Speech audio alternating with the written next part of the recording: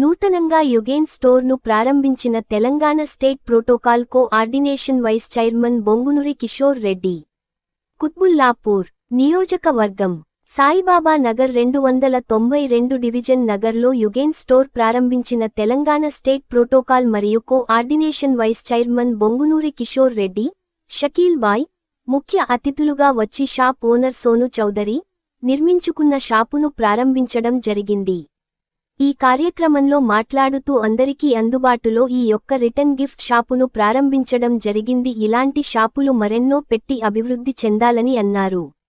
ఈ కార్యక్రమంలో పాల్గొన్న వారు డివిజన్ అధ్యక్షులు హరికిరణ్ పటేల్, కాంగ్రెస్ పార్టీ నాయకులు శ్రీధర్ రెడ్డి, సాధు యాదవ్, నరసింహారెడ్డి, శ్రీశైలం యాదవ్, చంద్ పాషా, షణ్ముఖన్, గాజా, జగన్, సందీప్, గంట శివరెడ్డి, సందీప్, రిజ్వాన్, రాహుల్, సంపత్, షాప్ కుటుంబ సభ్యులు, టీం బీకేఆర్ సభ్యులు తదితరులు పాల్గొన్నారు.